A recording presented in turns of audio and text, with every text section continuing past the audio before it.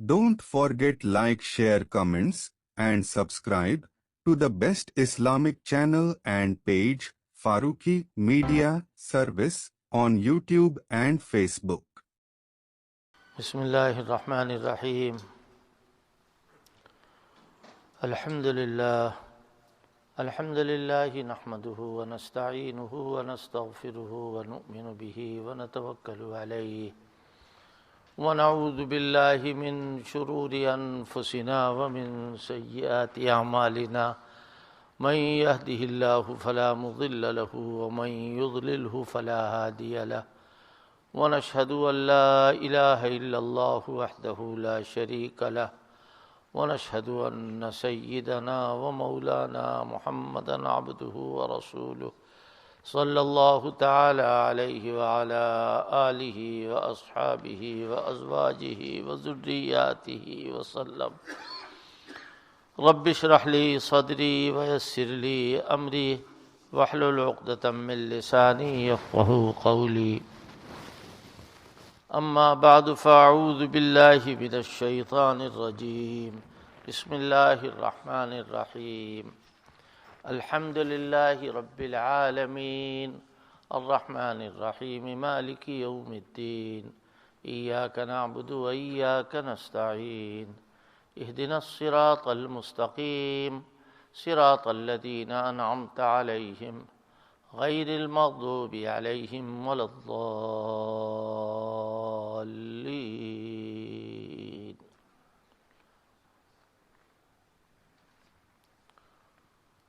بزرگوں، دوستوں اور عزیزوں،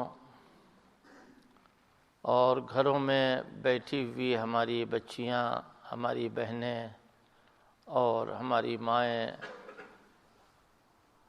آج جمعہ کا دن ہے اور جمعے کے دن عام طور پر قریب پوری دنیا میں بیان ہوتا ہے۔ ایک بیان تو فرض ہے، اس کا نام ہے خطبہ، اور یہ بیان فرض نہیں ہے، لیکن اس بات کا خیال رہتا ہے کہ مسلمانوں کے کانوں میں، غیر مسلموں کے کانوں میں مسجد کا، جمعے کا، اللہ کے رسول کا پیغام پہنچ جائے۔ اللہ پاک جس کو بھی عمل کرنے کی توفیق عطا فرما دے۔ یہ معمول ہے۔ میں نے اس وقت آپ کے سامنے الحمد شریف یعنی سورہ فاتحہ کی تلاوت کی۔ ظاہر ہے کہ سورہ فاتحہ کے مضامین تو میں نہیں بیان کر پاؤں گا 20 منٹ 25 منٹ میں، اور نہ اس کی نیت ہے۔ سب سے پہلی بات تو یہ ہے کہ برکت حاصل کرنے کے لیے اس سورت کو میں نے پڑھا ہے برائے تبریک، کہ اللہ تعالیٰ دل میں کوئی بات ایسی ڈال دے جو خود بیان کرنے والے کے لیے فائدہ مند ہو اور جو سننے والے ہیں ان کے لیے بھی فائدہ مند ہو۔ ایسے ہی ہوا بھی۔ اللہ تعالیٰ نے اس سورت کی برکت سے زبان کھلوائی، یہ اس کا کرم ہے۔ وہ زبان کو گم کر دے تو ہم کیا کر لیں گے؟ وہ آنکھوں کو ختم کر دے تو ہم کیا کر لیں گے؟ وہ کانوں کی سماعت کو ختم کر دے تو ہم کیا کر سکتے ہیں؟ وہ قلب کی حرکت کو بند کر دے تو ہم کیا کر پائیں؟ دماغ جو چل رہا ہے نا، قابلیت جس سے آ رہی ہے، ساری دنیا کے اوپر راج کرنے کا فتنہ ہمارے ذہن کے اندر ہے کہ ساری دنیا کے اوپر ہم راج کریں۔ ایک گولا بناؤ اور لکیر کھینچو، گولے سے آگے بڑھا دو۔ یاد رکھو وہ گولا تمہاری زندگی ہے اور لکیر جو آگے جا رہی ہے وہ تمہاری تمنا و کوشش۔ تمنا کوشش سے کچھ نہیں ہوتا۔ سارا جتنا بھی یوں کہنا چاہیے جس سے کمپیوٹر وغیرہ کھولا جاتا ہے، وہ اس کو کیا کہتے ہیں، ریموٹ کنٹرول جو ہے وہ ہمارا دماغ ہے، کہ ہمارا دماغ جو ہے جو کہے وہ ہم کریں گے۔ اللہ تعالیٰ سیکنڈوں میں ایک ذرا سا خون اس کے اوپر جم جائے بس کافی. زندہ رہے گا، سانس چلے گی، مگر دماغ نہیں چلے گا تو کچھ نہیں چلے گا. یہ میں اس لیے کہہ رہا ہوں کہ یہ روزمرہ میں پیش آنے والی باتیں ہوتی.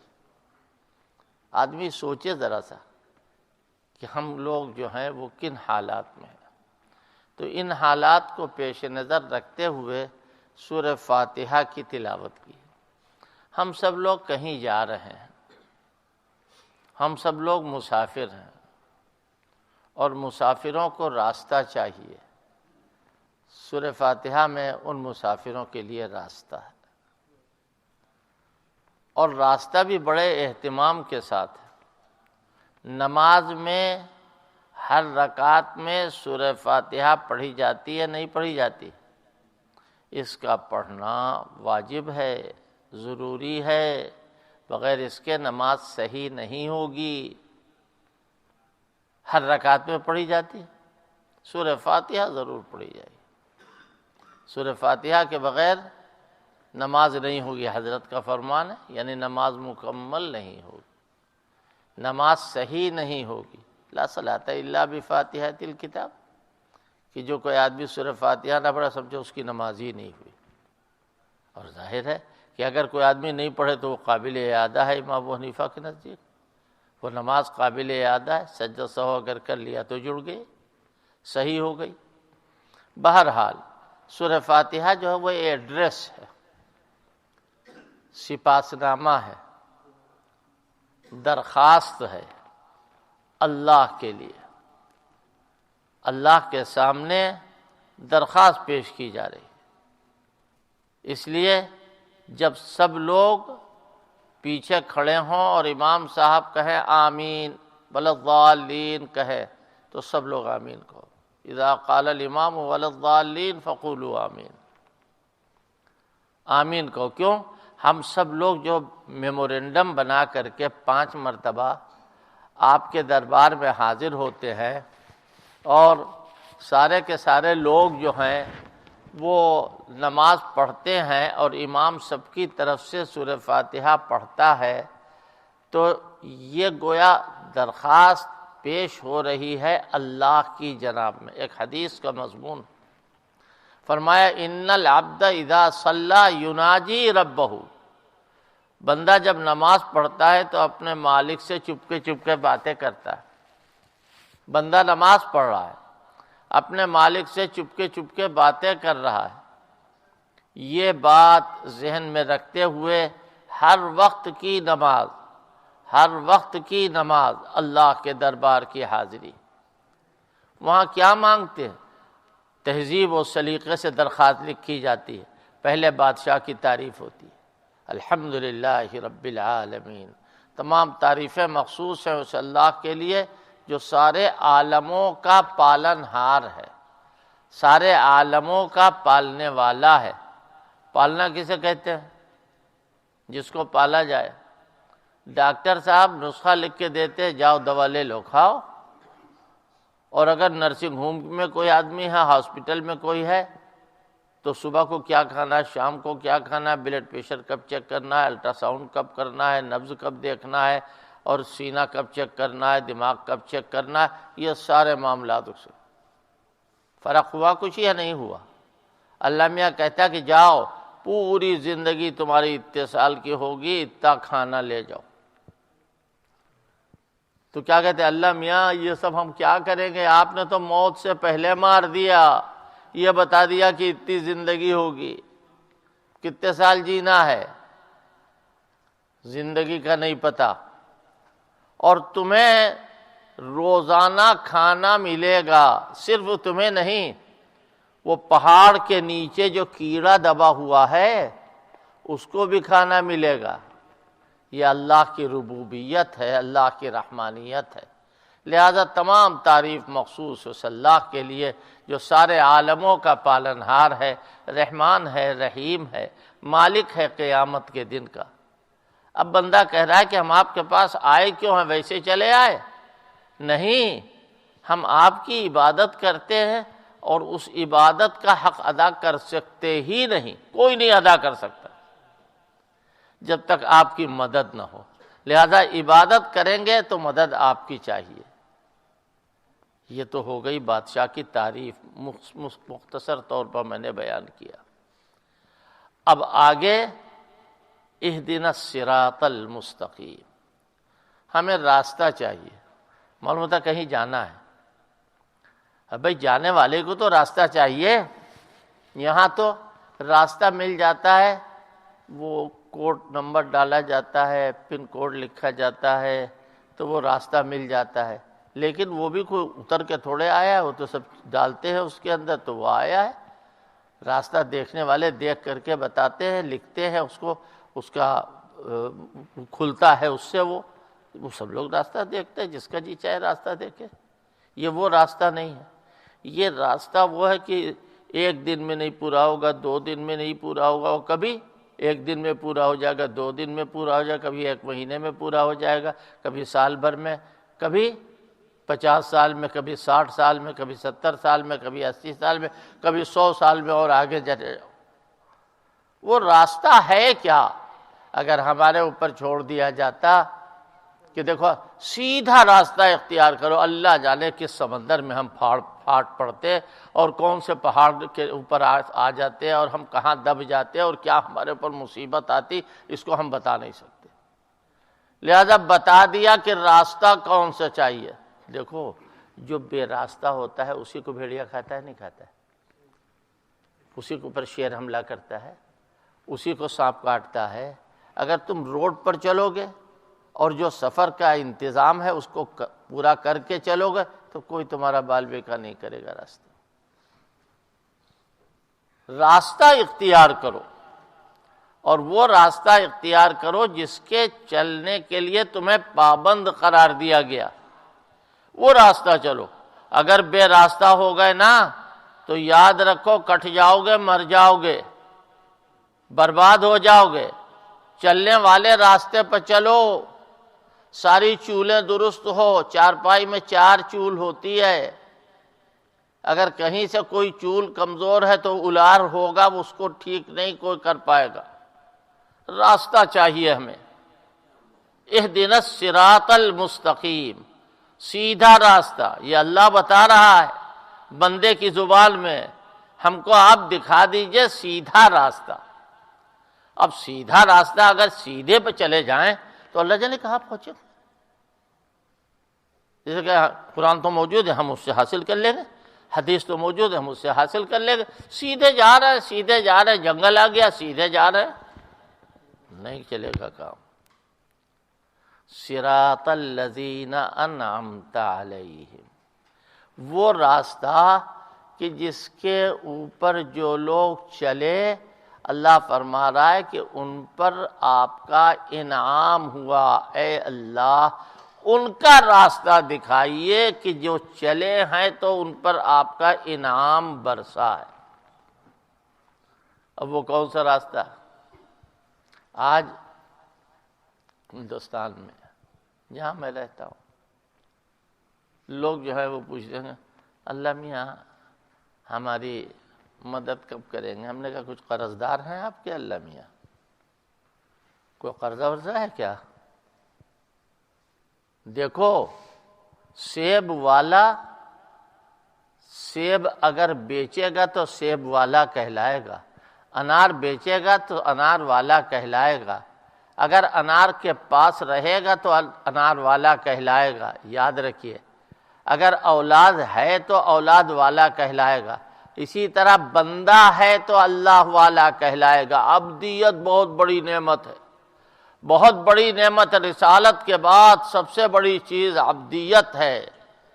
اسی لیے سبحان الذی اسریٰ بعبدہ لیلا من المسجد الحرام، اللہ تعالیٰ نے معراج میں جب حضور کو مقام اعلیٰ عطا فرمایا تو اس موقع پر عبد کا لفظ، دوسری جگہ فاوحیٰ الی عبدہ ما اوحیٰ، تیسری جگہ سبحان الحمدللہ الذی انزل علی عبدہ الکتاب.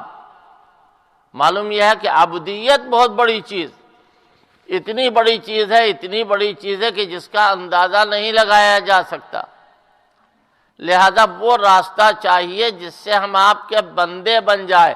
جب سچ مچ بندے بن جائیں گے تو ساری مصیبتیں ہماری ختم ہو جائیں گی. کبھی کہا تھا مسلمانوں نے متى نصر اللہ، اللہ کی مدد کہاں ہے؟ الا ان نصر اللہ قریب، اللہ کی مدد بالکل قریب ہے.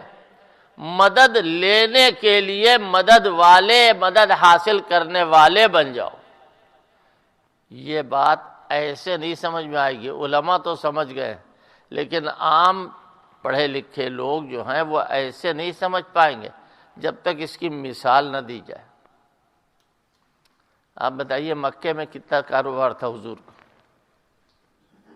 کتنی زمینیں تھیں؟ حضرت ابو بکر، حضرت علی، حضرت زید بن حارثہ، حضرت خدیجۃ الکبریٰ رضی اللہ عنہم جمیعا. یہ لوگ ایمان لائے تھے. مکے والے پہلے تو بڑی آؤ بھگت کرتے تھے حضور کی، لیکن جب آپ نے ایک اللہ کی طرف لوگوں کو بلایا تو وہی لوگ آپ کے دشمن بن گئے. ہوا یا نہیں ہوا؟ آسمانی فوج آ جاتی مدد کے لیے؟ نہیں، پھر راستہ خراب ہو جاتا. راستہ تو صحیح ہونا چاہیے. آسمانی فوج نہیں آئی، اور کتنے دنوں تک؟ 13 سال تک. اگر کوئی مارے تو تم بھی مارو، اگر کوئی دانت توڑے تو تم بھی دانت توڑو. نہیں، تمہیں حکم نہیں ہے، تم اپنے ہاتھ پیر قابو میں رکھو. خبردار خبردار، تم بدلہ بھی نہ لینا. مارنا تو بہت آگے کی چیز ہے، بدلہ بھی نہ لینا. اور حضور پاک صلی اللہ علیہ وسلم اور صحابہ اکرام صبر کر رہے ہیں. ایک دو موقع نہیں آئے، بہت سارے موقع آئے. موقع نہیں جو تفصیل کے ساتھ میں آپ سے بتاؤں. حتیٰ کہ حضور کو عاجز کر دیا اور اللہ نے حکم دے دیا کہ مارو مت، یہاں مکہ چھوڑ دو. راتوں رات، دن میں نہیں، اندھیری رات میں مکہ چھوڑ کر کے حضور جا رہے ہیں. حضور سے زیادہ کوئی حقدار تھا مکے میں رہنے کا؟ حضرت ابو بکر اس نازک موقع پر حضور کے ساتھ ہیں. کہاں جا رہے ہیں؟ اللہ نے کچھ شہر بتائے تھے، اگر آپ چاہیے تو یہاں چلے جائیں، آپ چاہیں یہاں چلے جائیں، جو آپ پسند کر لیجئے. آپ نے مدینہ پسند کیا اور مدینے آپ جا رہے ہیں. جب مدینے پہنچے تو اس وقت میں حضور پاک صلی اللہ علیہ وسلم کا بہت بڑا استقبال ہوا. چھوٹی چھوٹی بچیاں، چھوٹے چھوٹے بچے مدینے کے باہر آئے تھے اور حضور پاک صلی اللہ علیہ وسلم کی شان میں کیا قصیدہ پڑھ رہے تھے. طلع البدر علینا مرحبا من ثنیات الوداع وجب الشکر علینا ما دعا للہ داعی ایھا المبعوث فینا جئت بالامر المطاع. یہ قصیدہ پڑھا جا رہا ہے کہ آج بدر ماہ کامل 14ویں رات کا چاند طلوع ہوا ہے اور مدینے کو عزت بخشی جا رہی. مدینے کے جو لوگ تھے وہ آئے اور حضرت سے کہا حضرت ہمارے یہاں چلیے، ہمارے یہاں چلیے. حضرت نے فرمایا نہیں، میرا اونٹ جہاں بیٹھے گا، یہ اونٹنی جہاں بیٹھے گی وہیں میں رکوں گا. تو مارے شوق کے اور بارے محبت کے اونٹ کے کان میں جا کے کہہ رہے ہیں یہیں بیٹھ جا، یہیں بیٹھ جا. اونٹنی کہاں بیٹھنے والی، وہ تو اللہ کے حکم سے چل رہی ہے. وہ وہاں جا کر کے بیٹھی جہاں حضرت ابو ایوب انصاری کا مکان تھا. یہ سب کی سنی ہوئی بات ہے، سب لوگ جانتے ہیں. اور یہ جگہ ریاض الجنہ سے بالکل قریب ہے. حضرت کا استقبال ہوا. اب یہاں چین سے رہیں گے تو چین سے رہنے کا مطلب یہ کہ وہاں مجبوری تھی، یہاں ڈنڈا اٹھا لیتے. کہتے ہیں نا کہ اسلام میں مارنا دھاڑنا ہے، غلط ہے، جھوٹا ہے جو کہتا ہے. اسلام کے معنی تو گردن ڈال دینا. اور یہی دعا کی ربنا وجعلنا مسلمین لک. یہ حضرت ابراہیم و حضرت اسماعیل دونوں ہیں. تیسرا مراد نہیں ہے اس میں. اور آگے جو کہا وَمِن ذُرِّيَّتِنَا أُمَّةً مُسْلِمَةً لَكَ، اس میں سب لوگ مراد. اور یہ ایسا موقع تھا کہ دنیا میں نہ کسی کو نصیب ہوا ہے اس سے پہلے، نہ بعد میں نصیب ہوگا. خانہ کعبہ کو بنا رہا ہے، خانہ کعبہ بن رہا ہے. یہاں مسجد بناتے وقت دعا کرتے ہیں نہیں کرتے ہیں؟ نماز پڑھتے وقت دعا کرتے ہیں. حضرت ابراہیم ایک تو نبی ہے، دوسرے خانہ کعبہ بنا رہے ہیں. حضرت اسماعیل بھی ان کے ساتھ لگے ہوئے ہیں. اور کیا گردن ڈالنے والا بناتے، ہماری گردن پڑ جائے اور مارنا دھاڑنا سوچنا. قرآن کہہ رہا ہے ما کان ابراہیم یہودیا ولا نصرانیا ولکن کان حنیفا مسلما. حضرت ابراہیم یہودی نہیں تھے، نصرانی نہیں تھے، بلکہ آپ جو تھے وہ مسلمان تھے، گردن ڈالنے والے تھے. قرآن کیا کہہ رہا؟ ہوا سماکم المسلم، کہ مسلمان تمہارا نام رکھا ہے اللہ نے. گردن ڈالنے والا، دہشت گردی سے بہت دور. مسلمان تو صلح کرنے والا ہے. جو قتل کرے گا، جو کل پھانسی چڑھائے گا، اس کے بچے کو زانو پہ بیٹھ کے کھلا رہے ہیں. کیوں؟ اس بچے نے کوئی قصور نہیں کیا ہے.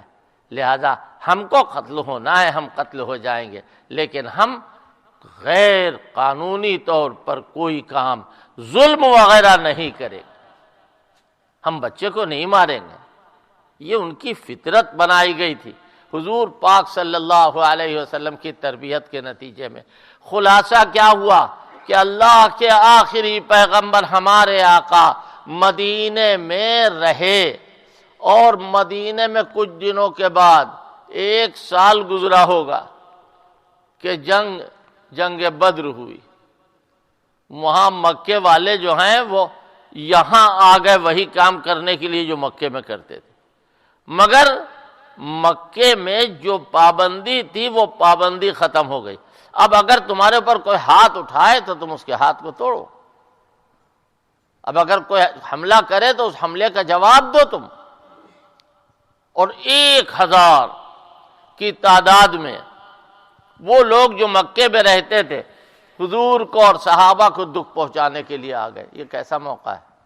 آج کے پوری دنیا کے مسلمانوں سے میں کہہ رہا ہوں کہ رمضان کا مہینہ ہے اور عرب کی تپتی ہوئی ریت ہے اور وہ سب روزے کی حالت میں ہیں. حضرت کا حکم ہے کہ چلو. سارے کے سارے تیار، جتوں کو بلایا. کتنے ہوئے؟ 313 یا 314. 313 یا 314. ان کے پاس تو جوتے بھی نہیں ہے پہننے کے لیے، پیروں میں چتھڑے لپیٹے ہوئے ہیں، اور عجیب قسم کا حال ہے. لڑنے کے لیے تلوار نہیں، سواری کے لیے گھوڑے نہیں، زرہ نہیں، بختر نہیں، بھالے نہیں، برچھی نہیں. آج کل کے زمانے میں میزائل نہیں ہے، اسکٹ میزائل نہیں ہے، بم نہیں ہے، ایٹم بم نہیں ہے، کوئی چیز نہیں ہے ان کے پاس. یہ کاہے کے لیے گئے ہیں؟ آنے والے دنیا میں قیامت تک آنے والے مسلمانوں کے سر اونچا کرنے کے لیے جا رہے ہیں. اللہ کی بندگی کی دعوت دینے جا رہے ہیں. وہاں پہنچ گئے. اب کیا ہو؟ حضور نے دعا مانگی. بڑی لمبی بات ہو جائے گی. حضور نے دعا مانگی اور کیا دعا کی کہ اے اللہ، اگر یہ مٹھی بھر 313 ہلاک ہو گئے تو پھر قیامت تک آپ کا نام لینے والا کوئی پیدا نہیں ہوگا. اللہ کا نام اگر مٹ جائے گا تو دنیا رہے گی؟ چاند رہے گا؟ سورج رہے گا؟ کچھ نہیں رہے گا. سب کچھ ختم ہو جائے گا. حضرت نبی کریم صلی اللہ علیہ وسلم کی دعا کی برکت سے اللہ پاک نے میدان بدر میں فرشتوں کو نازل کیا. بثلاثۃ آلاف من الملائکۃ منزلین. 3000 فرشتے. بخمسۃ آلاف من الملائکۃ مسومین. 5000 فرشتے. بہت بڑی لمبی تفسیر ہے اس کی. مختصر یہ کہ سب کو ملا دو تو 8000 ہو جائے. کاہے کے لیے؟ اللہ میاں ایک فرشتہ آ جاتا کافی تھا، وہ سب الٹ دیتا تختہ؟ کہا نہیں، یہ کیسی بات ہے؟ فرشتوں کے ذریعے گویا کہ زبردستی کام ہوگا؟ دنیا میں تو اختیار سے سب کچھ ہوتا ہے، دنیا میں تو اختیار سے سب کچھ ہوتا ہے، کرنے والا اللہ ہے، لیکن کرائے گا تم سے، جزا دینا اللہ کا کام، بدلہ دینا اللہ کا کام۔ تمہیں جرم کرنے اور نیکی کرنے دونوں کی اجازت دے دی گئی ہے۔ تم چاہو تو مسجد آؤ، چاہو تو شراب خانے جاؤ، لیکن مسجد آؤ گے تو اللہ اجر دے گا، مسجد نہیں آؤ گے تو اللہ تمہیں سزا دے گا۔ شراب چونکہ بری چیز ہے اور نماز چونکہ اچھی چیز ہے، اچھی جگہ جاؤ گے اچھا بدلہ ہوگا، بری جگہ جاؤ گے برا بدلہ ہوگا۔ اب وہ فرشتے 3000 اور 5000 اور 2000، یہ سارے کے سارے فرشتے جو 8000 فرشتوں کا ذکر ہے، یہ کاہے کے لیے آ رہے ہیں؟ قرآن کہہ رہا ہے وَمَا جَعَلَهُ اللَّهُ إِلَّا بُشْرَىٰ لَكُمْ، اللہ تعالیٰ نے ان فرشتوں کو تمہاری تسلی کے لیے اتارا۔ اللہ اکبر، ان کا مقام کتنا بلند ہے، ان کا مقام کتنا بلند ہے۔ سوچو ذرا، اگر کہیں پیر پھسل رہا ہے تو جبریل آ کر کے ہاتھ پکڑ رہے ہیں، میکائیل آ کر کے سہارا بن رہے ہیں۔ یہ مقام ہے حضرات صحابہ کا کہ ان کی وَمَا جَعَلَهُ اللَّهُ إِلَّا بُشْرَىٰ لَكُمْ وَلِتَطْمَئِنَّ قُلُوبُكُمْ بِهِ، کہ اللہ تعالیٰ نے فرشتوں کو اتارا تاکہ تمہارے دلوں کو تسکین ہو اور تم مطمئن ہو۔ تمہیں خوش کرنے کے لیے، تمہاری مدد کے لیے۔ ایک صحابی کہتے ہیں میں آگے جا رہا تو اس کی گردن کٹی ہوئی گرے۔ کیا ہوا؟ معلوم یہ ہوا کہ فرشتے موجود ہیں۔ بہت سارے صحابہ اکرام نے اپنی آنکھوں سے ایسے لوگوں کو دیکھا جن کو پہچانتے نہیں تھے، نہ یہ مکے کے ہیں نہ مدینے کے ہیں، کہاں سے آئے؟ وہ سارے مجاہد تسلی کے لیے موجود تھے۔ آج اگر کیوں ان پر ظلم ہوا تھا، اذن للذین یقاتلون بانہم ظلموا وان اللہ علی نصرہم لقدیر الذین اخرجوا من دیارہم بغیر حق الا ان یقولوا ربنا اللہ۔ یہ وہ لوگ ہیں کہ ان کو ستایا ہے لوگوں نے، عاجز کیا ہے۔ دنیا میں عاجز کرنے والے کان کھول کر سن لے، ہمارا وہ اللہ آج بھی زندہ ہے اور ہمیشہ زندہ رہے گا۔ وہ موت کا بنانے والا ہے، اس کو موت آئے گی نہیں۔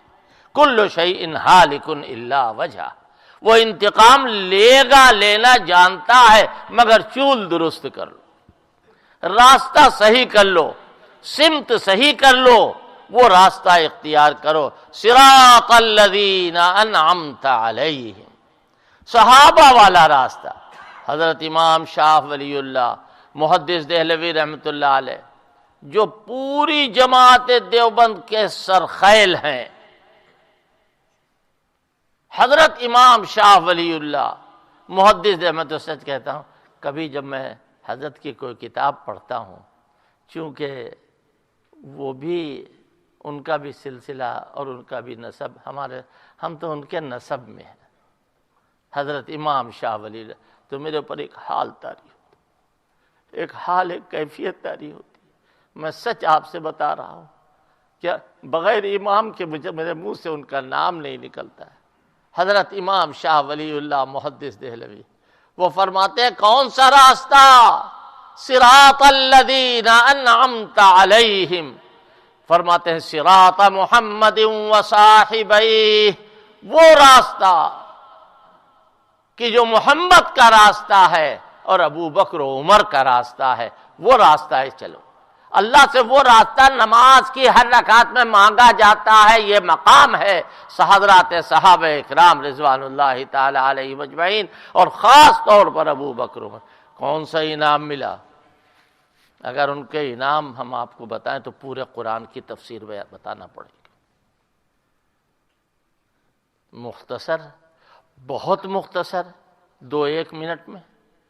اذان میں ہو سکتا ہے کچھ تاخیر ہو جائے، لیکن نماز میں تاخیر نہیں ہوگی انشاءاللہ۔ بہت مختصر، بہت مختصر۔ دنیا میں کیا چاہیے؟ سب سے بڑی چیز کنگ بن جانا، بادشاہ بن جانا۔ ابو بکر بھی پہلے خلیفہ، عمر دوسرے خلیفہ، عثمان تیسرے خلیفہ، علی چوتھے خلیفہ۔ ملی بادشاہت نہیں؟ الذین ان مکناہم فی الارض اقاموا الصلاة وآتوا الزکاة وامروا بالمعروف ونہوا عن المنکر وللہ عاقبۃ الامور وعد اللہ الذین آمنوا منکم وعملوا الصالحات ليستخلفنہم فی الارض کما استخلف الذین من قبلہم وليمکنن لہم دینہم الذی ارتضی لہم وليبدلنہم من بعد خوفہم امنا۔ اس میں خلافتوں کا ذکر ہے، خلفائے راشدین کی۔ دنیا میں خلافت ملی، بادشاہت ملی؟ کسریٰ کے کنگن ان کے جوتوں میں آئے نہیں آئے؟ ایران فتح ہوا اور روم کا دانت کرکرے ہوئے یا نہیں ہوئے؟ رستم کو 17 سالہ لڑکے نے مارا یا نہیں مارا؟ ان کے ہوش ٹھکانے لگے یا نہیں لگے؟ ان کے دشمنوں سے تو اللہ انتقام لے رہا ہے، انعام ہو رہا ہے ان کے اوپر۔ اور دنیا اور آخرت کے بیچ میں ایک جگہ ہے جس کا نام ہے برزخ۔ وہاں اتنا بڑا انعام، اتنا بڑا، اللہ پاک کی قسم پوری دنیا میں کسی کو اتنا بڑا انعام نصیب نہیں ہوا۔ ابو بکر حضور کے پاس لیٹے، عمر حضور کے پاس لیٹے، پہلے کہو الصلاۃ والسلام علیک یا رسول اللہ، ذرا سا اور آگے بڑھ جاؤ اور کہو الصلاۃ والسلام علیک یا خلیفۃ رسول اللہ۔ یہ کس طرح؟ یہ اس طرح کہ برابر میں، اور میں کہتا ہوں، میں نہیں کہتا ہوں، ہمارے تمام بزرگوں نے، جمہور نے یہ بات بتائی ہے کہ وہ جگہ عرش اعظم سے بالا تر۔